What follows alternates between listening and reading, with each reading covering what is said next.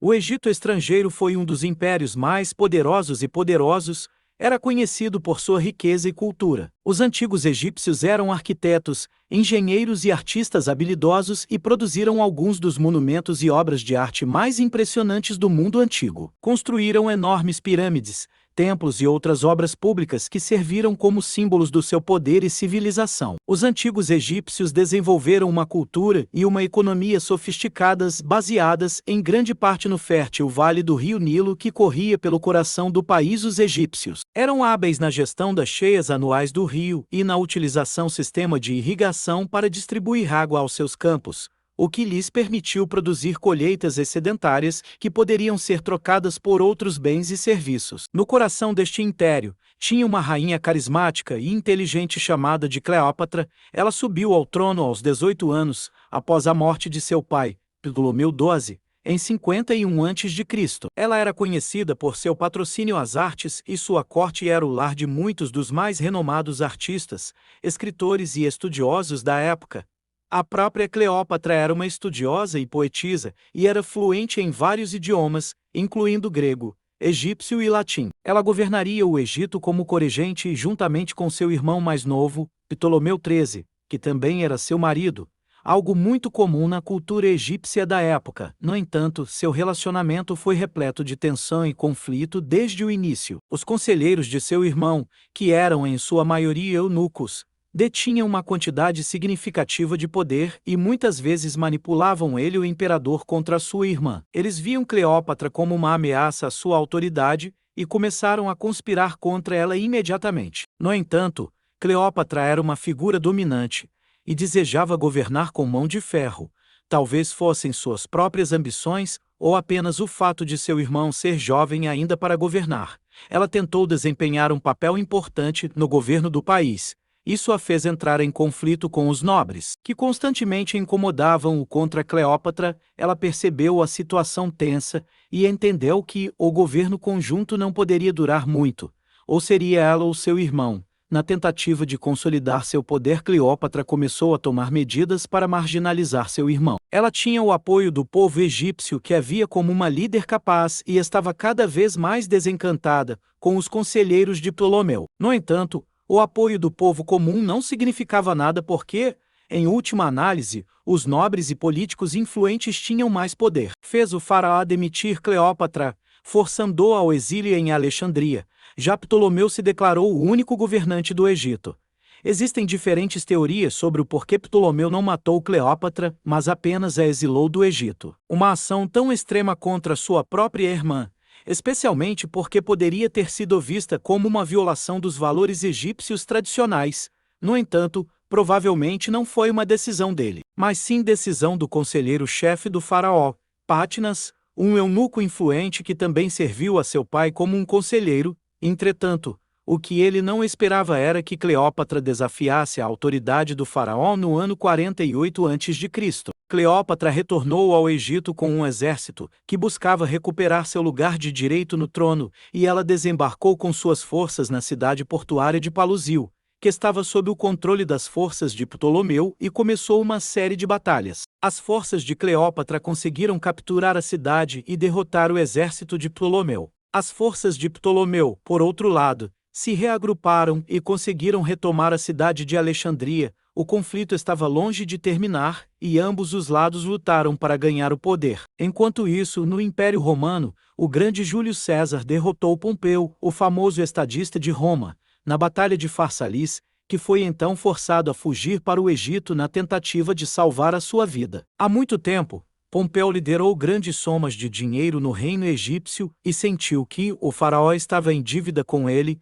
Apelou ao faraó para ajudá-lo em sua luta contra Júlio César. No entanto, Ptolomeu sabia que Pompeu era um homem derrotado e estava focado na sua própria batalha contra Cleópatra. Ele não estava em posição de ajudar os outros a travar suas próprias guerras, se é que era ele quem precisava de ajuda contra Cleópatra. Ptolomeu, agora havia amadurecido e ele fez seu movimento político. Ele sabia que Júlio César estava indo para o Egito em busca de Pompeu e ele pensou que, se pudesse ganhar o favor de Júlio César, poderia ajudá-lo a esmagar a rebelião de Cleópatra. Portanto, ele matou o estadista romano Pompeia e, quando Júlio César chegou em sua corte, ele apresentou a cabeça de Pompeu como um presente a César. Para a surpresa do faraó, César ficou furioso ao ver a cabeça de Pompeu.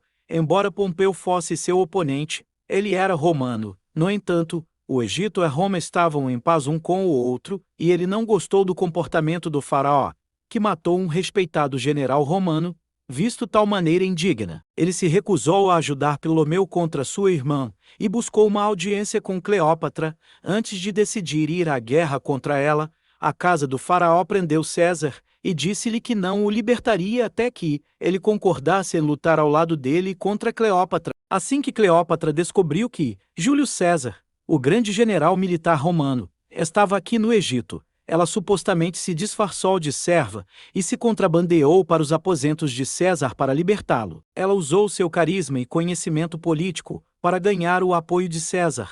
Ela era exatamente o tipo de mulher que apelaria a um homem como Júlio César. César sabia que a paz era importante no Egito, pois grãos e outros alimentos eram importados para Roma deste mesmo lugar. Devido às recentes guerras no Egito, houve interrupção no abastecimento que causou tumultos alimentares em Roma e César queria resolver esta questão para sua república. Ele ficou do lado de Cleópatra, pois ela lhe pareceu não apenas mais politicamente madura e capaz do seu irmão, mas também por causa de seu charme e beleza. Os dois se tornaram romanticamente próximos um do outro e se apaixonaram.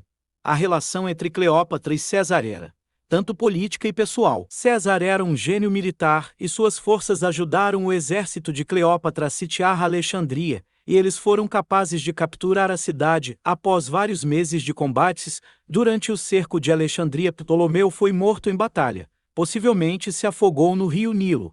Conforme muitos relatos, Cleópatra assumiu o controle total do Egito e César voltou a Roma para resolver os distúrbios alimentares que causaram uma revolta massiva na cidade. Seu confiável general Marco Antônio não conseguiu resolver o problema. César afirmou o controle total, anunciando-se como ditador, até que houvesse estabilidade em Roma. Ele foi capaz de resolver a questão da escassez de alimentos rapidamente, já que agora havia paz no Egito e os grãos podiam ser importados facilmente sem qualquer obstáculo. Embora César tivesse resolvido o problema em questão, mas sua posição temporária como ditador aprovada pelo Senado estava se tornando cada vez mais permanente, e ele continuou a ocupar o cargo mesmo depois que a crise passou. E seu relacionamento com a rainha egípcia estrangeira Cleópatra não agradou aos senadores poderosos na República.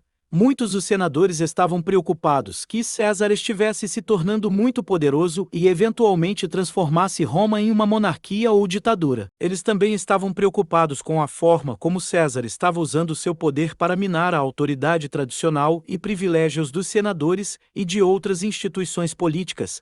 Portanto, Júlio César foi assassinado por um grupo de senadores em 15 de março de 44 a.C. As notícias chegaram a Cleópatra e ela ficou arrasada tanto por sua perda pessoal quanto política. Cleópatra estava determinada a se aliar a Roma novamente porque entendia que Roma era uma potência dominante no mundo mediterrâneo naquela época e que uma aliança com Roma seria crucial para a segurança e prosperidade do Egito. Ela temia a invasão romana em seu próprio país e seu relacionamento com César garantia que isso não aconteceria como César agora se foi. Ela recorreu a outros meios, ela se aliou-se com Marco Antônio, um dos aliados mais próximos de César, para garantir seu trono e proteger o Egito da interferência romana em 41 a.C. Marco viajou ao Egito para se encontrar com ela e negociar uma aliança. Cleópatra chegou em uma exibição deslumbrante navegando pelo Nilo em uma barcaça decorada com velas douradas com servos abanando. Antônio ficou apaixonado, e os dois começaram um caso de amor apaixonado que duraria o resto de suas vidas. Cleópatra usou sua influência sobre Antônio para promover seus objetivos políticos. Juntos, eles formaram uma aliança contra Otaviano, que não era outro senão o filho adotivo de César. No entanto, a reputação de Antônio foi prejudicada quando ele se divorciou de sua esposa romana Maria. Cleópatra teve vários filhos com ele, o que o tornou um fantoche da rainha estrangeira em 31 a.C. Otaviano declarou guerra a Antônio e Cleópatra e seus exércitos se encontram na Batalha de Actium na Grécia. Cleópatra era uma política e estrategista habilidosa, mas ela tinha pouca experiência militar. Antônio liderou o exército, mas seu julgamento foi obscurecido por seu amor por Cleópatra e seu hábito excessivo de beber. As tropas de Otaviano eram muito superior e ele superou as forças de Antônio, que estavam enfraquecidas pela doença e pela deserção. Na batalha decisiva, que Cleópatra e sua frota assistiram de uma distância segura, enquanto as forças de Antônio foram dizimadas pelas táticas superiores de Otaviano, vendo que tudo estava perdido, Cleópatra ordenou que seus navios fugissem e Antônio seguiu seu exemplo. A batalha foi uma derrota esmagadora para sua aliança, e eles foram forçados a recuar para Alexandria, Egito. Otaviano os perseguiu, e depois de um cerco de vários meses, o exército de Antônio começou a abandoná-lo, enquanto o povo de Cleópatra começou a se voltar contra ela em de 30 a.C. Antônio recebeu relatos falsos de que Cleópatra havia cometido suicídio e, em desespero, ele tirou a própria vida. Quando Cleópatra soube de sua morte, ela resolveu se juntar a ele na vida após a morte. De acordo com a lenda, Cleópatra providenciou para que uma áspide, uma cobra venenosa, fosse trazida até ela em uma cesta de figos, que ela então permitiu. A cobra a mordeu e ela morreu por causa do veneno. Sua morte não apenas marcou o fim da República Romana e o início do Império Romano, mas também o fim da dinastia Ptolomaica, que governava o Egito desde a morte de Alexandre o Grande, em 323 a.C. Cleópatra se tornou uma lenda e um símbolo do poder feminino e da independência. Se inscreva-se em nosso canal e obrigado por chegar até aqui.